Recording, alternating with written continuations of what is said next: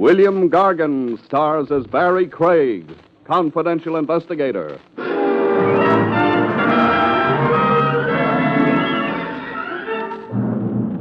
The fellow in the driver's seat is always much better off, folks, especially if it's the morgue wagon.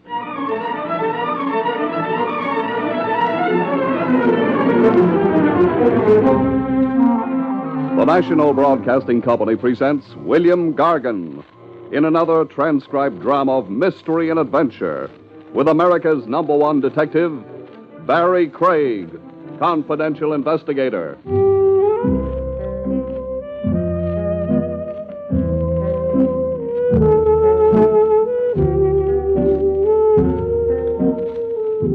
Barrie Craig speaking. A thing that defeats a confidential operator is his heart. I don't mean the wear and tear that comes of chasing creeps around the landscape. Heart, meaning the way you get involved emotionally with a case or a client. Like a doctor gets involved with a patient or fights not to. The human angle. You go for it with a tear in your eye and a throb in your throat. And you're no longer working for a fee. No, sir, you're a dedicated sucker, like I was in the case of Boxer Doyle, a ring champ of his day. My first introduction to the strange Boxer Doyle story began in a Times Square penny arcade. I'd stopped in for 2 bits worth of practice on the rifle range, and so I could check on whether a punchy-looking guy in an Eisenhower jacket had been dogging it after me, as I suspected he was. The Eisenhower jacket was watching my marksmanship, all eyes. I can shoot okay, huh, friend? Yeah, bullseye every time. There's a fly squatting on your ear. Watch how I do. I said you were good. You don't have to prove anything. 46th and Park, then west to Broadway, then south to here. Why so attached to me, friend? I was making up my mind. About? Whether you were the guy for the job, Craig. And? I'm throwing my business your way. Lay down the rifle, I'll tell you. I can't wait to hear. It's only an hour's work, nothing complicated, everything on the up and up. So much for the preamble. You represent me confidentially in an auction sale at the Phoenix Galleries tonight. What am I bidding on? A diamond belt that once belonged to Boxer Doyle when he was welterweight champ. Mrs. Doyle's put it up for sale. I want it. Why? Sentiment. Boxer Doyle's been one of my heroes. You can still bid on it yourself. You don't want the job? How much can I be losing? 500. High pay for an hour's work. Get me the diamond belt. What's the ceiling, Mr. Bid up to 5,000 if you have to. And if I'm outbid? I don't think so. It's been appraised at only 1,500. Sentiment is expensive. Come to a side. I'll count you out the dough.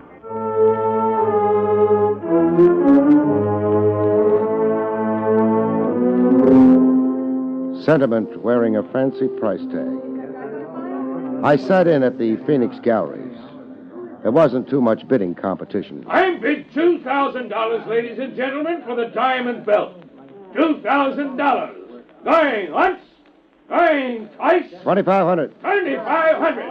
I bid 2,500. Bid lively, please. 2,500. Going once, going twice. Are there any more bids? Fair warning. Sold to... Craig. Barrie Craig.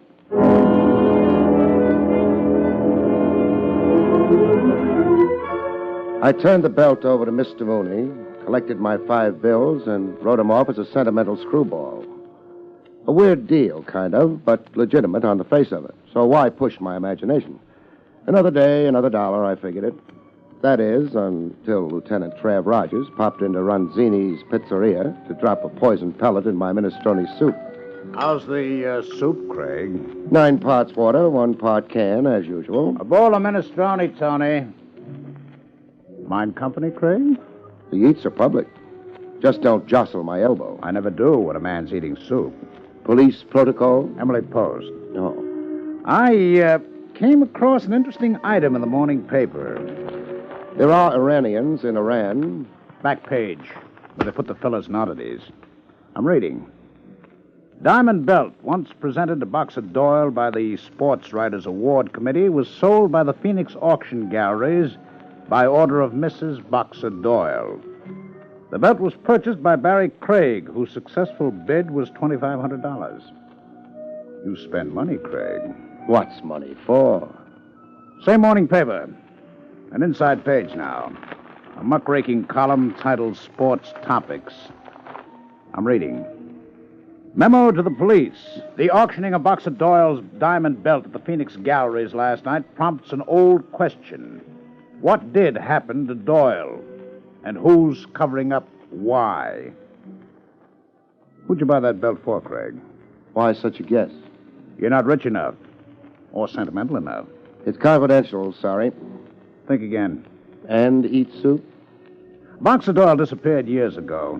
Dropped out of sight, dropped out of the world. The police handled it as a missing persons case. We got nowhere. Now, this business of the belt might be the first significant development in the sticker we've long given up on. You can hope. I want to ask your client about his expensive interest in the Boxer Doyle diamond belt, just on the chance. I'll ask him. Now, Craig. I owe him that much discretion, Trav. I'll ask him, then you ask him.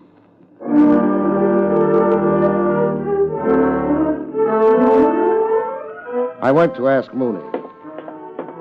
A flea-bitten hotel in the East 20s where the desk clerk looked like he was dying to frisk you before letting you climb the stairs. Room 4A. I'd been there before, delivering the belt. Craig, you forgot something? Yeah, a footprint. I must have left it somewhere on the rug. Pick it up and go. Go where you're going? You use your eyes a lot.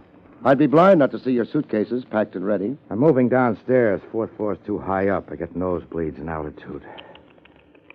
You're going to turn out to be a pest. I am? Look, you've been paid. Generously. No quarrel. Then ring off. Go look for your next job. This thing keeps building, and I've got my next job. Mysteries fascinate me. I made a mistake throwing work your way. Craig, what do you want? Answers. What's your real interest in the missing Boxer Doyle? I'm only interested in this belt. Standing pat on your story, huh? People collect General Grant's platoons and John L. Sullivan's gloves. You've got a personal hero. And you're crazy sentimental. Okay, then. Let's go. That sounds like police headquarters. I promised you to a lieutenant if I got nowhere. You object? You tell me.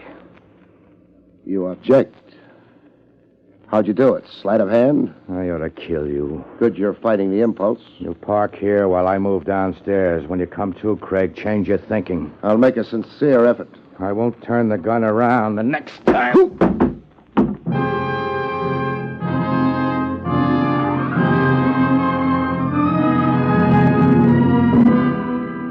There was no use trying to change my thinking. When I came to, the only thought in my head was how to get out of a locked closet. Get out before I died of suffocation.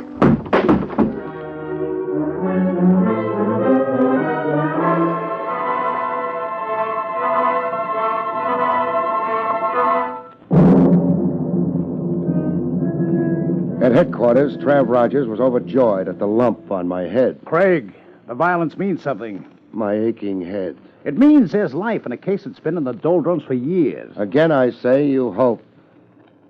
Go to it, Craig. What does that mean? Find out what happened to Boxer Doyle and who did it to him. Come again? Now, Craig, don't be coy. You want me to work up a case the police gave up on? That's right. On whose behalf? What client? Me. You're representing me very confidentially. The department has a stake in it. Nothing less, say, than its honor.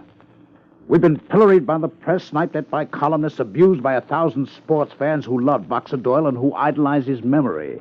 Let's see the file on Boxer Doyle. No. Our files merely tell the story of a failure. Then where do I start? There are two important principles after Boxer Doyle himself. Mrs. Doyle and Sam Spiro. Spiro was Doyle's manager and close friend.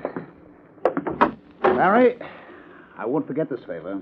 Don't forget one other thing. What's that? My fee, client. Want to commit yourself now? Why not? The best dinner in town at 21. Steak, caviar, champagne. Corona cigars bigger than chimney stacks.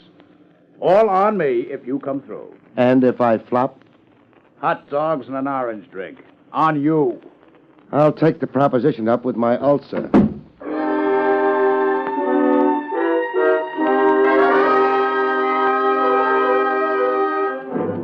Mrs. Boxer Doyle, Wilma Doyle, had a henna bleach and the telltale look of an ex-showgirl a little too old and frayed around the edges for the chorus line. What's this visit about, Mr. Craig, Barrie Craig. I explained over the phone. I'm a police operative wondering about the whereabouts of Boxer Doyle. Isn't it a little late to be wondering? Maybe. I'll concede that when I say hello to his corpse. But you talk to me. I've done nothing but talk to the police for years. But never to me. I'm fed up talking. He's gone. He went out for a comic book one night and never came back. Did he leave you comfortably fixed? All the gold I could carry in my teeth. Doyle was a fast man with a buck. He even tried handing me cigar coupons for table money. Look around you, Copper, and tell me this dump reminds you of Buckingham Palace. Almost. I missed the crystal chandeliers. An ex-world champ, Doyle made barrels of dough. And salted it away where I couldn't touch it. Who could and can? Sam Spiro, his manager. Sam's got the power of attorney over everything Doyle owned, except me. And that diamond belt you auctioned off the other night.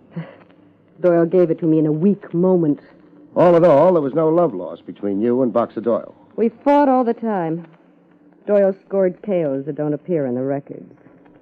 Why would he pick up and disappear? Whams in his head. Toward the end of our happy marriage, Doyle was 90% off his rocker. I slept with a gun under my pillow in case he went berserk. What had him down? His career was behind him. He'd hung up his gloves. Sour, disappointed, and depressed. Hey, you ought to be all out of questions. One more. Who's in the bedroom? What kind of a stupid... The door's open a little. It wasn't when I came in. Who's getting an earful? My boyfriend. Boyfriend? Is it a crime? Doyle walked out here nearly 8 years ago. Steve, come out and be introduced. This is Steve Marcy. Steve, Barrie Craig. A pleasure. It isn't mutual. Steve! Shut up, Wilma. He's not here for your good. I got an earful, Craig, and a line on your angle. Which is? To weasel and browbeat Wilma out of her rights as Doyle's widow. Said rights being? An accounting of every penny Sam Spiro holds of Doyle's and Wilma's right to cash in Doyle's insurance. If Doyle's dead. He's dead. Legally, anyhow. Enough time has elapsed. You're petitioning the court to have Doyle declared legally dead? Wilma is. Oh. I don't like that wise guy, oh. You're so full of dislikes, Buster. And ready to demonstrate. Oh. Ooh. Nice right cross. Was it just knuckles or brass knuckles? My bare fists. You're a boxer? I'm a boxer.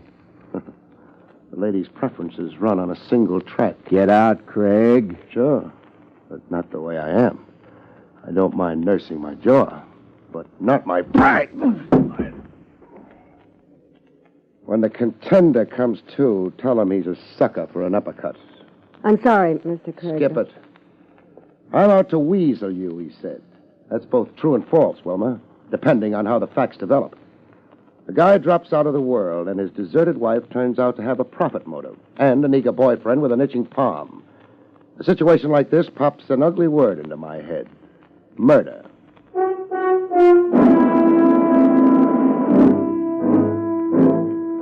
On the street, a few doors down from Wilma's tenement palace, somebody blew over to me with the evening mists. Mind company, Craig? No, provided you don't say goodbye to me in locked closets. Keep walking. I sense a gun, but I don't see it. You've seen me draw. Yeah, regular sleight of hand. Jumping me would be a mistake. I never want that spelled on my tombstone. How much, Craig? How much for what? For you to hop a plane to Tijuana. What's there? High lie. Never played it. You're bright. You'll learn. Is it expensive? Only if you lose. What's the maximum I can lose? $5,000. When I go, I go. 8. You'd blow me to an $8,000 vacation? You got rings under your eyes. Keep getting hit on the head, you'll lose your mind. That's no joke. You need to knock off. Rest up. Stick your hand out for the dough. You really want me to forget about Boxer Doyle? No changing the subject. We were talking about $8,000. But what if I'm busting with curiosity about Boxer Doyle? Craig, don't be funny. No fooling. I'm still kid enough to be glory-struck over famous sports figures. Enough to be sentimental, like you're sentimental. You don't want the dough? What good's my sitting in Tijuana with my mind on something else? I want to know what happened to Doyle. Where did he go? And if murdered, who killed him? And where is the corpus delicti? Walk ahead of me. Keep walking. I'm going to get shot in the back? Maybe. Or maybe not. Maybe today. Maybe tomorrow. Walk.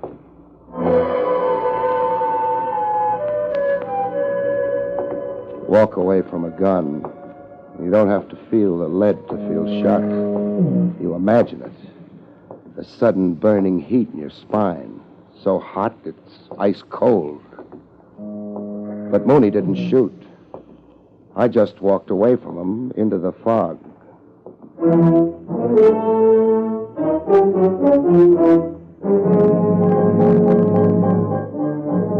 I finally located Sam Spyro in Kelleher's gymnasium.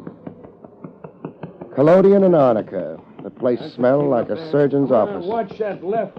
Spyro was watching one of his pugs work out. Sam Spyro, Whatever it is, saving. I'm busy. your boy will keep while we talk. Look, I told you.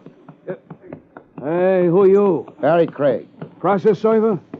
confidential investigator. Is that the same as a cop? It is. And say what you mean. If you'll transfer your interest from your meal ticket a minute, I will. Hey, I'm not under arrest. Depends on what's on your conscience. Come on. Watching the kid will only aggravate you. You think he's that bad? His arms are too short. Come over where we can talk. Make it snappy. Okay. Where's the body buried? Whose body? Boxer Doyle. What makes you think Doyle's dead? I think you killed him so you could keep the dough he let you hold for him. Or you blew the dough in. The stock market, the horses. So you knocked off Doyle to avoid an accounting and prosecution. When you stop hiding behind a counterfeit laugh, Doyle's as alive as you. flattery won't help you.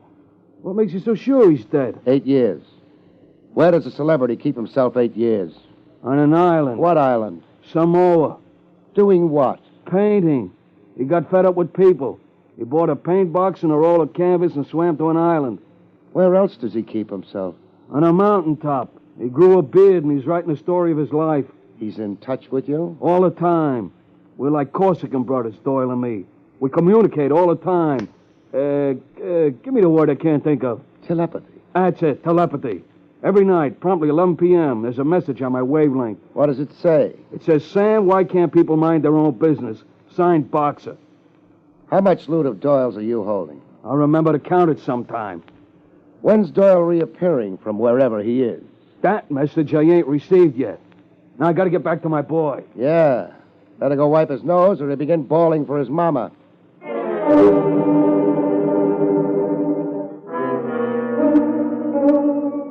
Over steak burgers and curlicue potatoes, I ran over what I had with Trav Rogers. So Doyle's both alive and dead. Depending on whose angle you see it from. Doyle alive, but on the world, incognito somewhere. Keeps Spyro in charge of Doyle's assets. And keeps Mrs. Doyle out in the cold. In a crisis, what do you bet Spyro even produces phony picture postcards from Doyle? And Mrs. Doyle's calling Doyle dead for her own practical reasons. Insurance, enforcing a widow's legal, accounting from Spyro. Either one could have murdered Doyle and disposed of the body. Either one, or their boyfriend Steve. Or the mysterious Mooney. Mooney puzzles me. He was the gunman who originally did the dirty work? For Wilma or Spyro? Either one. And now Mooney's busy seeing that the case doesn't get off the ground, blow hot. I could buy it if one thing didn't stick out. What thing? The diamond belt. Mooney's reason for the purchase. There I'm stumped. Where do you go from here? For a ride, I think. A ride? Parked on the street side of the plate glass. Eyeing me and waiting for me. But don't look now. Who? My shadow. The Eisenhower jacket. Mooney. I'm going out. To nab him? No. To give him all the rain he wants. I've got a feeling he's finally provoked enough to tell me something. But the risk is... He could have killed me twice, but didn't. I'll leave the tip. The check's all yours, Lieutenant. I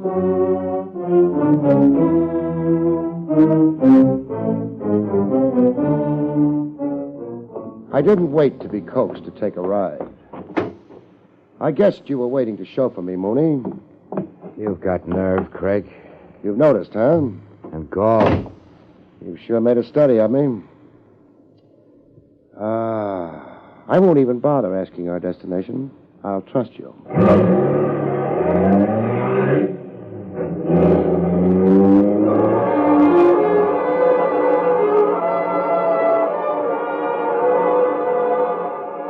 Our destination turned out to be the home of a man whose shingle outside a big rambling estate read Dr. Otto Steiner. A round little nervous man, Steiner, with fluttering hands. It was plain to see that Steiner didn't relish the upcoming session. Tell Craig about Boxer Doyle, Doc. Tell Craig, yes. I treated Boxer Doyle. Get to it, Doc. Tell Craig the condition Doyle was in. Depressed to a manic state. His vitality, the splendid energies and physique that had carried him so far in his career... Spell it out in a word, Doc. Well, Doyle had a wish to self-destruction. He told me he had attempted his own life on 2 occasions. That is about all, I suppose. That wraps it up. Not so fast, Mooney. Doc, Doyle was in treatment when he disappeared? Yes. How long had you known Boxer Doyle? Oh, a very long time, Mr. Craig. I was his personal physician and friend for a long time before his breakdown. Let's get out of here, Craig. Kind of a fast shuffle, Mooney. Is it deliberate? I said let's get out of here.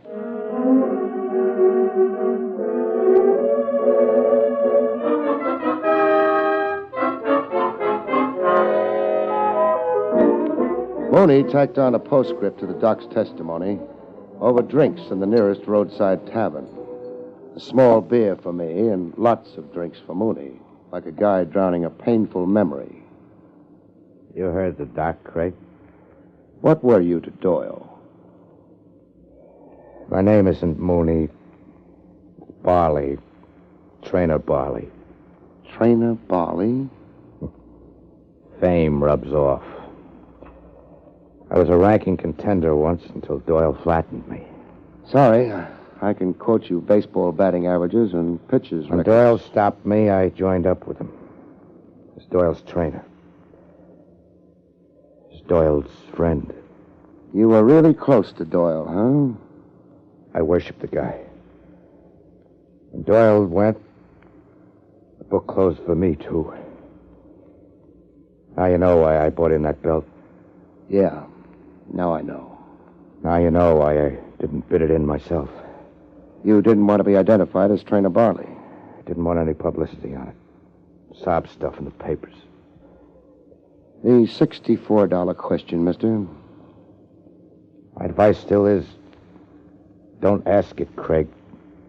Do like I've been coaxing you all along. Cancel out, take a vacation. Forget Doyle. The $64 question, mister. You'll be stuck keeping a secret. Maybe. You blab what I tell you. Make like a cop, disgrace Doyle, and I'll kill you. Doyle tried twice, the doc said. There was a third try. You're saying that Boxer Doyle committed suicide? Right in front of me. On a cabin cruiser fishing off the Florida Keys. Doyle was better, I thought. Laughing, cracking jokes, working on a suntan. I took my eyes off him. He went over the side. Period. 6 hours later, I found him washed against the rocks. I buried him at sea in the middle of the night. Your reason? What do you think? Disgrace. Your word, disgrace. Suicide was a disgrace. Doyle was a heroic legend. You didn't want any tarnish on it. Not then or now. So close your file on Doyle, Craig, and live. Come on, I'll drive you back to town. No, thanks. I'll stick around here for a while. Way out here? What for? Tie on a bun, maybe, like you did. What are you up to, Craig? I could be sad and sentimental, like you're sad and sentimental. Good night, mister.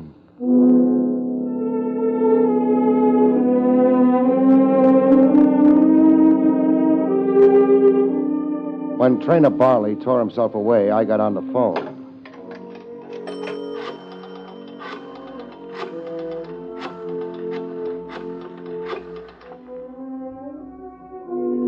Headquarters, relay this message to Lieutenant Trav Rogers and quick. He's to meet Barrie Craig at Dr. Otto Steiner's in Wentmore, out in Nassau County, as fast as he can make it.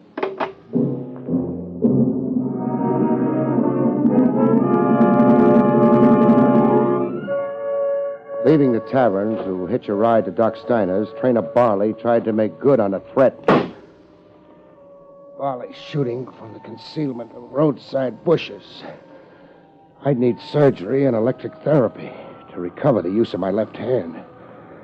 I found my own bush. I warned you the secret would be hard to keep, Craig. Call a lie by its right name, mister. I saw you go to the phone. Now come and get the rest of my gun. I order you to surrender, Barley. You're not in the penny arcade now, Craig. No shooting at sitting ducks. Barley, it's a lost cause. The legend's not half the size of your crazy sentimental fanaticism. Give up, Barley. I'm finding the range, Craig. I've found the range.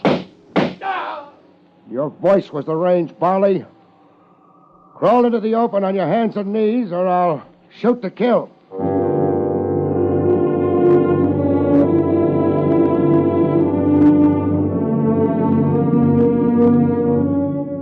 Later, after patching up Barley's leg wounds in a private hospital behind Otto Steiner's residence, Trav Rogers and I got to meet Boxer Doyle in the flesh.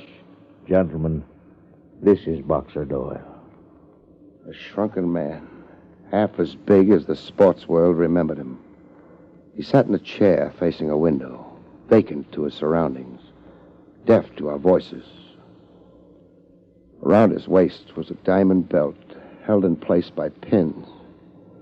This was the secret Trainer Barley risked his life to keep?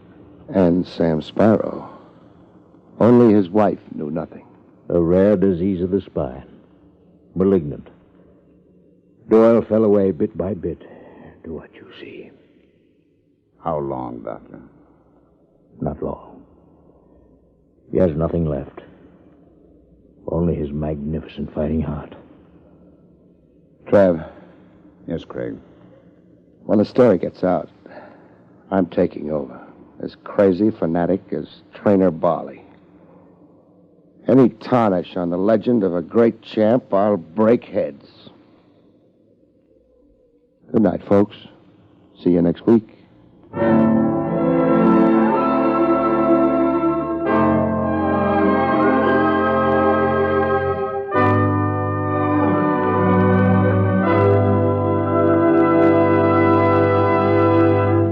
You have been listening to William Gargan in another exciting transcribed mystery drama from the adventures of Barrie Craig, confidential investigator.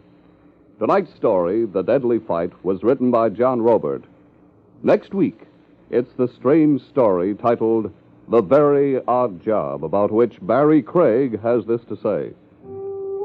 Next week, I'm hired to deliver a puppet, watch a girl faint, discover a vintage murder, and realize that the only thing that's black as it's painted is a coffin.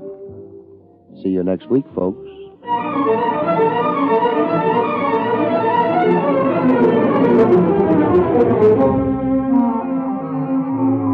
Featured in the role of Mrs. Doyle was Fran Carlin. Barrie Craig, starring William Gargan, was under the direction of Hyman Brown. This is Don Pardo speaking.